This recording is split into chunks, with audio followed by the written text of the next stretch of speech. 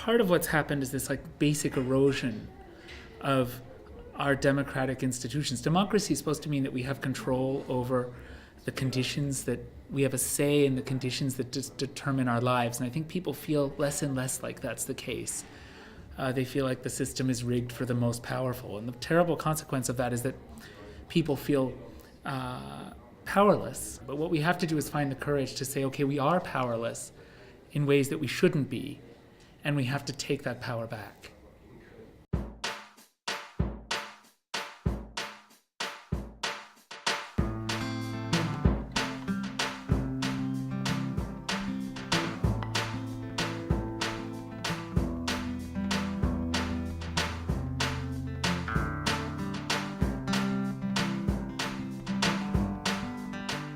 I think what's going wrong now is a failure of empathy,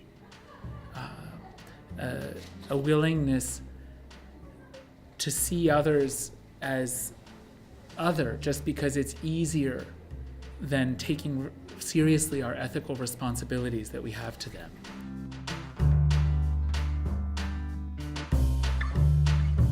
When I think about the future, what first comes to mind is nuclear annihilation, desertification, and shopping malls full of fantastic products by Prada and Gucci and Swarovski, and appreciated only by cockroaches.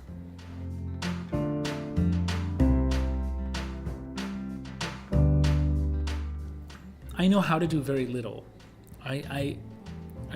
There's many practical things I wish I knew how to do. What I can do very slowly, and I'm not sure very effectively, is to try and create films that force or invite viewers to confront some of the truths that I've just described in words, so that we have to talk about these things after seeing the films. I think that I try to make, what I can try and do is make films that are a little like the child in The Emperor's New Clothes, who comes and points at the king and says, look, the king is naked. Well, everyone knew it, but was too afraid to say it. And I can try and make films that shock us, not because they provide new information. I make nonfiction films, documentary films, but not because they provide new information, but because we're startled by the familiar. We're forced to confront, oh no, that's me. Oh no, that's us.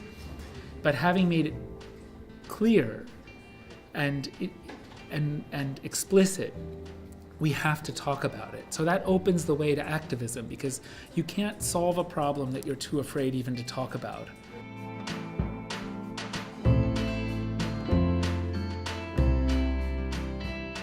It's an interesting question. I think every time I look in anyone's face and I look past the mask they're wearing, past you as an interviewer or someone as the bus driver or someone as the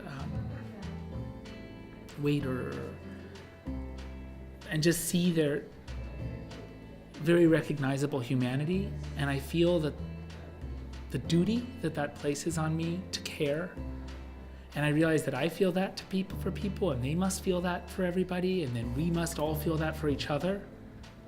That makes me hope, because that means actually what makes us human is millions and millions of relationships of care and love.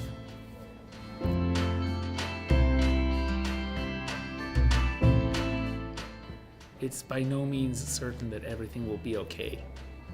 That's a challenge to all of us. If we want it to be okay, we'd better get our skates on.